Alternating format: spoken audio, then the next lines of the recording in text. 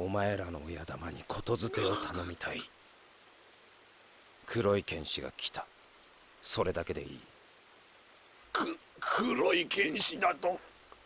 そうだ。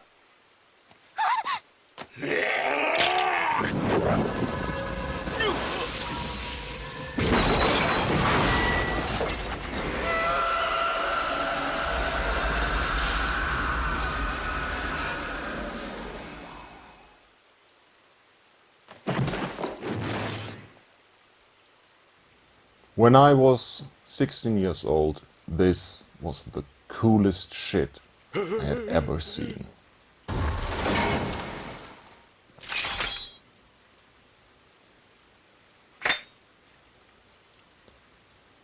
Earlier this month, on May the 6th, Kentaro Miura passed away at age 45 from a heart ailment. And millions of manga and dark fantasy fans around the world mourn his passing, including me, which is why I'm making this video.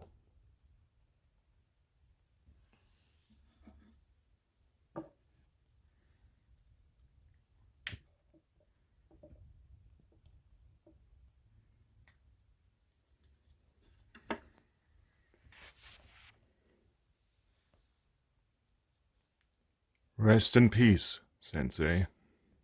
His manga series Berserk is my all-time favorite series of books, period.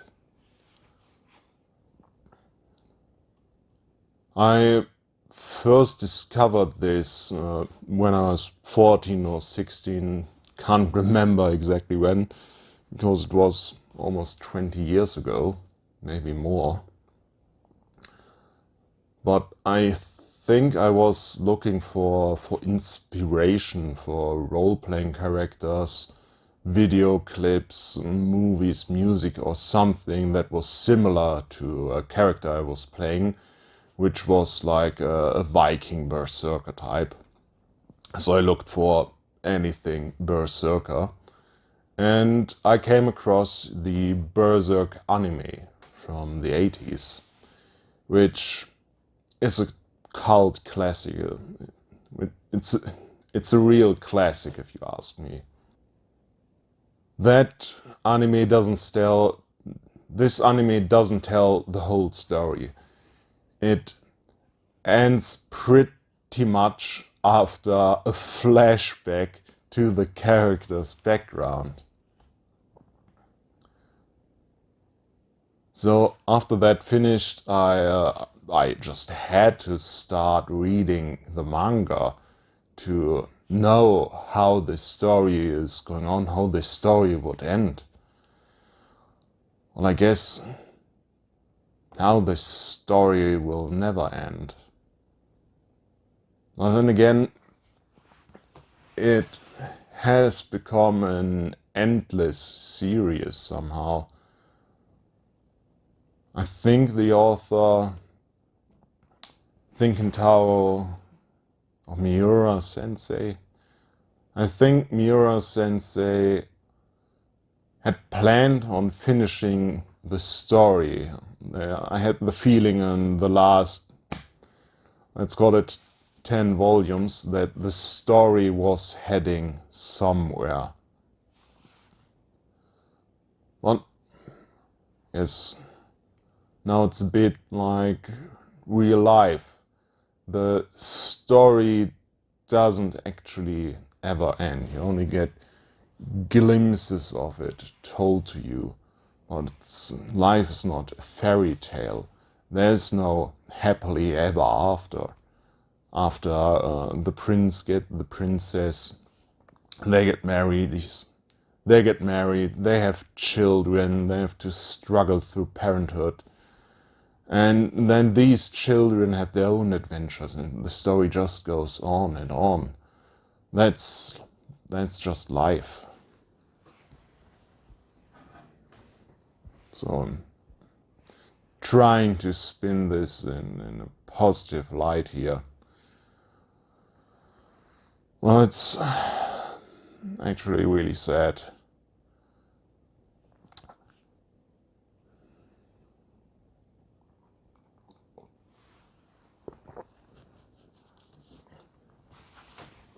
No, I could make this video about a number of topics. I could explain what Berserk is about in depth. I could make a video why manga is better than Western comics, or about the philosophy of Berserk, or about its huge influence on pop culture. Look at the Dark Souls series, look at the whole giant sword trope in anime. That stems from Berserk. But there are good videos out there discussing these topics. So I want to talk about what Berserk meant for me personally. Now, when I think of Berserk, there's one picture in particular which comes to mind. This one. This pure, rage-filled visage. You can't even call it a face anymore. This is a man that has become a monster, an engine of death and destruction. Now, let me explain a bit what the manga is about. So I have this main character, Guts, who is a swordsman, a mercenary. And when we are introduced to the character, he is on a quest for revenge. He wants to kill something. He is hunting monsters. At that point, it's not explained why, but when we meet that character, he is a man who has lost everything. He's only got one arm, and he has strapped a metal arm with a freaking cannon built to it. He's only got one eye. He's got no friends, no family, nothing at all. And he's just out there in the night killing demons. And that is his life at that point. Now then, the manga goes into a background arc, and it shows how that character got to that point. And at one point in his life, that character had everything he actually ever dreamed of. So he had friends, he had a lover, he had glory, he was at the top of his game. And then he threw it all away because of some notion of ambition. And he only realized that he threw it all away when it was too late and it was all gone. But Guts is a character that never gives up. No matter how bad the situation gets, he keeps on fighting. There's a man that has lost everything. He has lost his friends. He has lost his glory. His lover has lost her mind, has become crazy. He has lost her. He has lost his arm. He has lost an eye. He is both physically and mentally broken. And the spirit of the dead hunger for his body and haunt him, threatening to consume him. It would be understandable to just give up. You've had enough. Enough of the pain. Just give me death, give me oblivion. Anything's better than this. But not Guts. Guts picks up a sword and just declares war on fate itself. He doesn't care. He doesn't care if he has to fight demons, if he has to fight gods. He will try kill it or get killed in the process. So he goes out on a quest of revenge. For him, to fight is to be alive. As long as you can keep struggling, you're not beaten yet, you're not dead yet. A thing that had profound impact on me. No matter how bad it gets, just stand up, back again, and try again. Maybe try something new, try a different approach. But you never give up. You keep on struggling, you keep on living. I mean, this is a man when his lover was in peril to be raped by fucking demons. He fought like a demon himself to rescue her, to save her. He broke his sword. When his sword broke, he ripped off the horn of an enemy and used that to fight. When he was caught in the arm, he cut off his own arm to keep on fighting. And in the end, he didn't make it. He was not powerful enough. And it left him broken. And it left her even more broken. She completely lost her mind. Couldn't even talk anymore. Couldn't stand his presence either. So with nothing left to lose, or at least he thought he had nothing left to lose, he took the biggest sword he could find, and the story of that sword is also pretty cool. So this blacksmith once got the request from a noble to forge a sword that could kill a dragon. And the nobleman probably wanted something fancy that looked impressive. But that blacksmith was a very practical guy. Kind of an engineer, if you ask me. So he forged this massive sword that must weigh 100 kilos.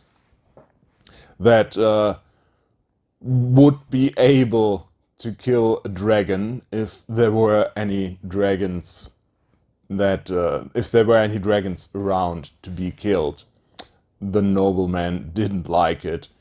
The blacksmith was almost hanged, so he had to move into the mountains to live in exile.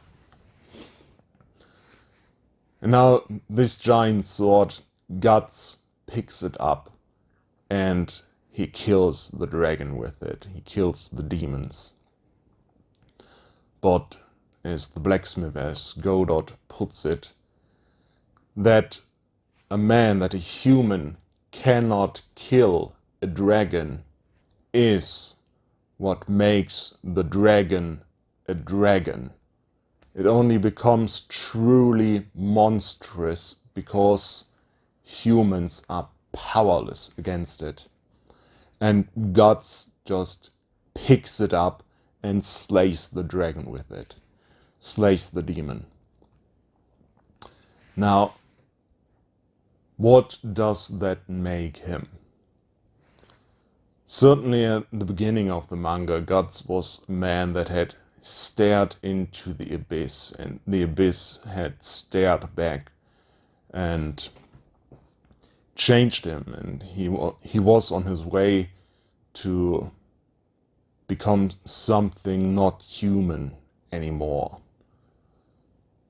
But he met other people on the way, and fairy creatures, and eventually a witch and magic.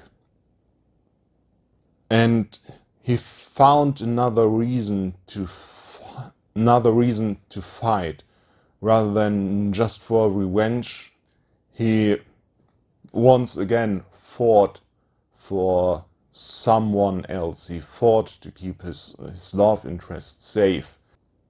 When she became lost and was kidnapped by a cult and was once again threatened to be raped by demons,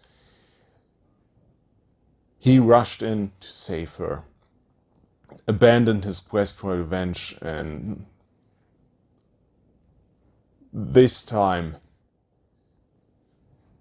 he actually managed it, like a whirlwind of destruction. This time he actually managed to save her. After leveling up for like 20 volumes of the manga, he finally was powerful enough to save her. Over the years, over the decades that Miura sensei has drawn this manga, and over the decades that I've read it, the manga has changed a lot. Both in its drawings, in its stories, in its tone. And I feel like many of these changes have been mirroring parts of my life. Like when the first few volumes that I read when I was still a teenager, character was just a loner out on a quest for revenge, and that was kind of how I felt as a teenager. Didn't quite fit in. And then next arc of the manga starts, and this loner finds a bunch of friends and joins a band of mercenaries. And that's kind of what I did. I found a bunch of friends that were just as weird as me. Started role-playing and started to fit in better. Not quite the same as the rest of them, but I could get along with my friends in school all right. Then the manga shifted from Guts out on this quest for revenge and out to rescue his girlfriend Kiaska. And finding all these people along the way that are joining his quest. And he is profoundly changed by this. No longer is he uncaring about himself, uncaring about the people around him, but he becomes someone who takes responsibility for the people around him. And he tries his best to protect them. And he is no longer fighting for himself. And I feel that is the point in my life where I'm right now. I'm no longer just living for myself, having fun with my friends. I am also taking up more and more responsibility for my family. And I live partly to support them, to keep them safe, not with a sword in hand. But I've got my own battles to fight, like taxes. Yeah, taxes are a nightmare, aren't they? I mean, in a way, everyone has their own demons. Everyone has to fight their own battles. So this may be a completely out there, wild fantasy story, but I kind of feel that that has relevance for real life. And I hope that I will always find the strength to pick myself up, to pick my sword back up, and continue the fight. No matter how bad things get. Because as long as you keep fighting, you're still alive. So I want to do some kind of tribute to Miura Sensei, and I decided I'm doing a Merkborg character class, something like an